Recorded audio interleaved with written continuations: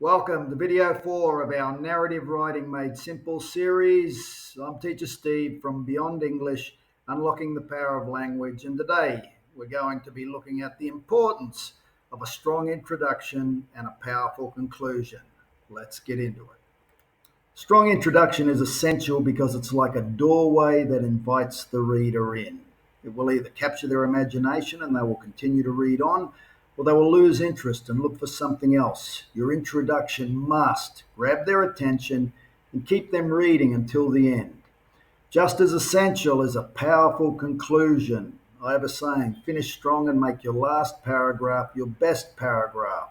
Your conclusion is the last thing that they read, and so it must leave an impression. It must leave the reader with something to remember, something to think about.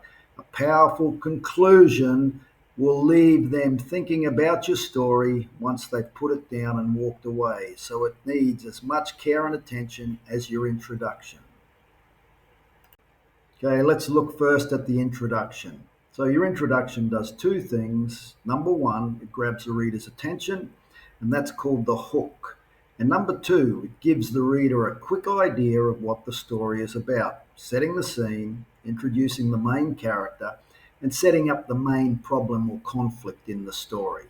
So let's start with the hook, which is your very first sentence. There's 5 different ways to begin your story and hook the reader. Let's have a look at those. Okay, let's look at 5 different hooks that you can use to start your story. The first one is a question. This makes the reader curious. Have you ever been so scared that you couldn't move? Number 2 is a dialogue. This pulls the reader into the action. Run, it's coming, my brother shouted. Number 3, start with a sound or an action. This creates excitement and builds tension. Boom! The thunder shook the ground as I stepped into the night. Number 4, start with a description. This builds up the mood and the setting. The sky was dark, the air felt cold, and everything was strangely quiet. And number 5, start with a surprising fact or statement. This makes the reader want to know more. I never expected to spend my birthday running from a dog.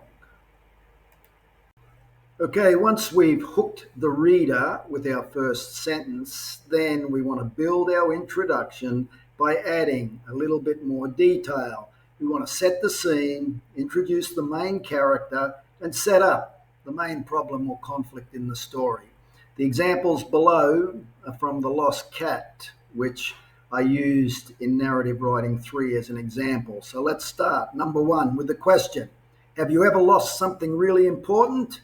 That's what happened to me last Saturday. I was playing in the park with my cat, Hiccup, when everything changed. Number 2, a dialogue. Hiccup, don't run too far, I shouted as he chased a butterfly across the grass. I didn't know that soon I'd be calling his name, but this time with panic in my voice. So in each of those cases, we've started with our hook and then added a little bit more detail, setting the scene, introducing the main characters, and setting up the main problem or the conflict that's about to follow. Okay, let's look at our remaining 3 hooks and how we would build our introduction by setting the scene, introducing the main character, and hinting at what the conflict or problem is going to be in the narrative to follow. Number 3, sound or action. Crash! A loud noise came from behind the bushes and Hiccup dashed into the trees. One moment he was beside me and the next he had disappeared. Number 4, using a description. The sun was shining, the sky was blue, and everything felt calm in the park. I sat on the bench while Hiccup stalked birds nearby. I had no idea that my peace was about to be shattered. And number 5, using a surprising fact or statement. I never thought the trip to the park would end in a full-blown cat hunt. But that's exactly what happened when Hiccup vanished into the bushes and didn't come back.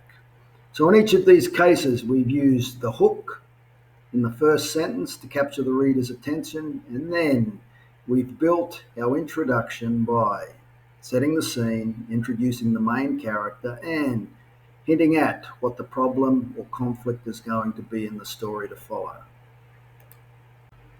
Okay, now that we've looked at how to write a strong introduction, let's look at how to write a powerful conclusion that leaves a lasting impression. So, a great story needs a great ending.